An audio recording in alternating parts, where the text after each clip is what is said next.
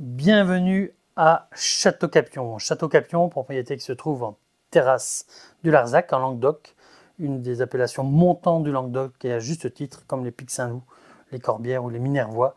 Mais j'avoue que j'ai un petit fait pour les terrasses du Larzac et Pics Saint-Loup. Donc ici, nous sommes en terrasse du Larzac, millésime, attention, 2011. C'est spectaculaire d'avoir des 2011 maintenant. Le domaine nous a fait une faveur, merci beaucoup, pour nous céder quelques bouteilles de 2011. Je pense qu'il n'était pas tout à fait conscient du niveau de ce 2011 qui est vraiment impressionnant. Ça fait partie des tout beaux vins qu'on a découverts quand même ces derniers temps, de toutes belles révélations. Donc au niveau de la robe soutenue, des reflets bruns, normal, 2011. Au niveau du nez, impressionnante finesse, on est sur un côté un peu fumé, sur un côté un peu cuir, on a un côté un petit peu massibanda comme ça, on a un côté un beau boisé, bois de cèdre, donc c'est vraiment fantastique déjà au premier nez, sur des notes d'évolution, d'une grande finesse avec un côté un peu fumé comme ça. Alors quand on le travaille, l'assemblage c'est Syrah, principalement 90% de Syrah, Grenache et Mourvèdre, donc c'est la Syrah qui domine l'aromatique. On est sur ce côté fumé, un petit peu truffé, côté un peu sous-bois aussi, mais quelle finesse au nez, c'est fantastique.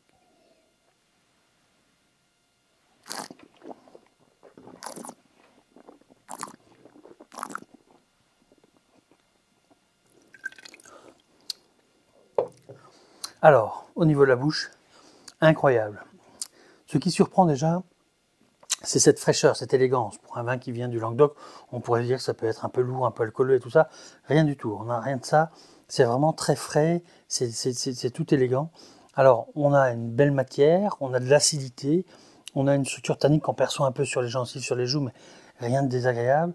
Au niveau de la persistance aromatique, on est sur ce côté fumé, ce côté cuir, côté un peu truffé, d'une longueur incroyable. Et alors ceci au niveau des accords, puis toujours un grand vin donne la note. On est sur les arômes d'évolution, sur les arômes de sous-bois, de cuir, un peu champignon, un peu truffé. Et bien pour les plats, il faut aller dans la même direction. On va aller sur des plats plutôt puissants.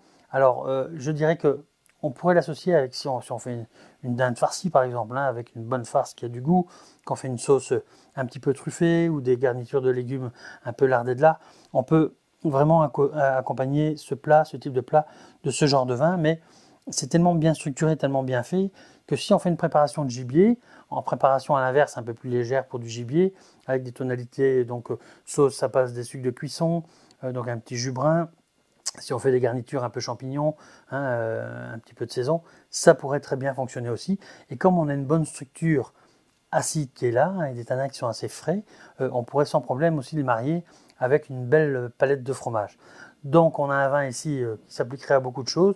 Ce qui est formidable quand c'est le cas, eh bien on peut prendre alors ce vin pour accompagner le plat et puis les continuer sur les fromages. Comme ça on a le temps aussi de le voir évoluer, de voir ce qu'il raconte, parce que c'est un vin, j'en suis sûr, qui va se développer encore au niveau aromatique tout au long de la dégustation.